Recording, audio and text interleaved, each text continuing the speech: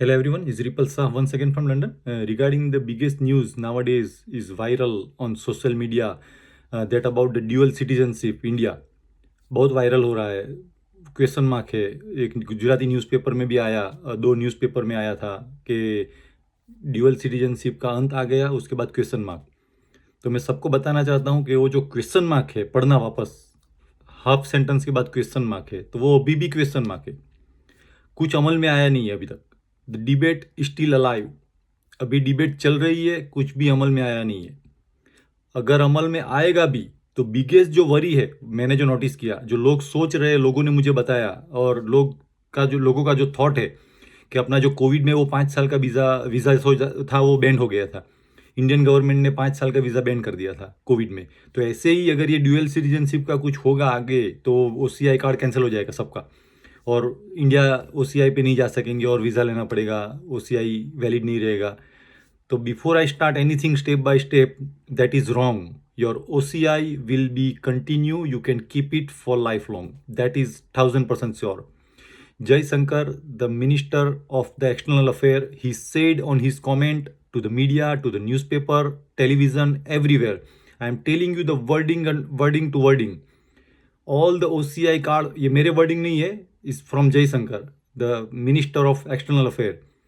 OCI card holder can enjoy that multi-purpose, multi-entry and lifelong validity to travel to the India. So OCI card will be valid forever. Doesn't matter now or after. That is 1000% sure. So ये worry दिमाग में से निकाल देना पहले तो। Second thing, कि dual citizenship में क्या होता है कि ड्यूअल सिटीजनशिप अगर है तो उसमें उन लोगों को प्रॉब्लम आता है, इंडिया को स्पेशली पॉलिटिकल एंड सिक्योरिटी में। क्योंकि अगर ड्यूअल सिटीजनशिप दोनों कंट्री की दे दी तो बंदा यूके में भी पॉलिटिकल फाइट कर सकता है, इंडिया में भी कर सकता है, यूके में गवर्नमेंट में काम कर सकता है, इंडिया में भी गवर्नमेंट में काम कर सकता है। तो वो जो गवर्नमेंट सिक्योरिटी में प्रॉब्लम आ सकता था, इसीलिए ये लोग ने ड्यूअल सिटीजनशिप का सोच रहे हैं। लेकिन OCI कार्ड होल्डर को कुछ भी फर्क नहीं पड़ेगा। ये clearly says, I told you wording to wording, so nothing to worry about it, 1000%। फर्क क्या होगा? नॉमिनल, एकदम छोटा सा जो है। आप वोट नहीं कर सकते इलेक्शन में इंडिया में।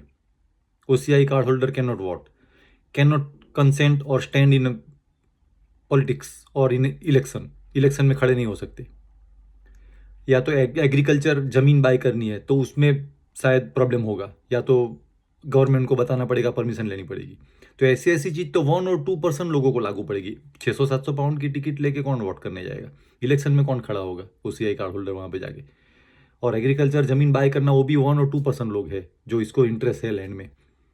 एक चीज़ है कि अगर आपको जम्मू या कश्मीर या अरुणाचल प्रदेश या ऐसे कोई जगह पे जाना है तो आपको गवर्नमेंट को बताना पड़ेगा।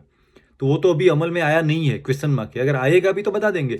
हम कितनी बार लाइफ में जाएंगे अरुणाचल प्रदेश और जम्मू और कश्मीर? एक बार हॉलीडे के लिए, तब फॉर्म भर देंगे जो भी प्रोसेस होगी। जैसे आप अमेरिका और कनाडा जाते हो तो एस्टा एंड ETA अप्लाई करते हो, 2 मिनट में कन्फर्मेशन आ जाता है। वो कुछ सिस्टम आएगी तो भी तो वरी करने की कोई ज़रूरत ही नहीं है उसके लिए। तो आपके नेटिव प्लेस जो आप एवरी ईयर जाते हो 2, 4, 6 महीने के लिए, मल्टी एंट्री, मल्टी पर्पज और लाइफ लॉन्ग वीज़ा, उसमें तो कोई प्रॉब्लम है ही नहीं। 1000% क्लियरली कह दिया है स्टेटमेंट में, नाउ एंड आफ्टर। और ड्यूअल सिटीजनशिप ऐसे भी पूरे वर्ल्ड में सिर्फ 4 ही कंट्री देती है, जैसे USA, Canada, Israel and Pakistan. Rest of the all the country in the world, they don't allow dual citizenship anyway because of the political security reason. So उसमें कुछ वरी करने की जरूरत ही नहीं है।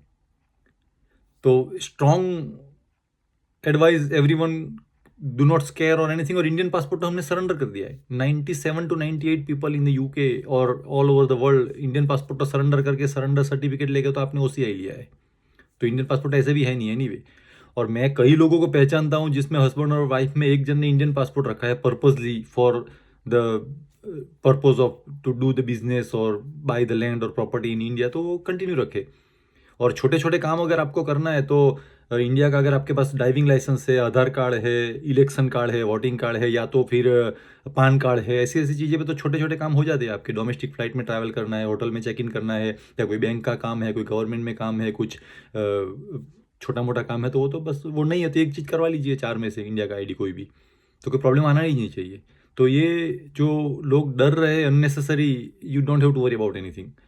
OCI card holder, that validity lifelong will stay forever with multi-purpose and multi-entry is not gonna change. I am 1000% sure about it. Whatever the result will come for the dual citizenship, still the OCI card holder will remain same. उसमें कोई worry करने की कोई जरूरत ही नहीं है. जो worry करनी है वो अगर आपको इलेक्शन में खड़ा होना है तो बात है, वो कौन करेगा भाई? कोई करेगा ही नहीं. कौन किसी को 0.1% को इंटरेस्ट होगा ऐसी बातों में?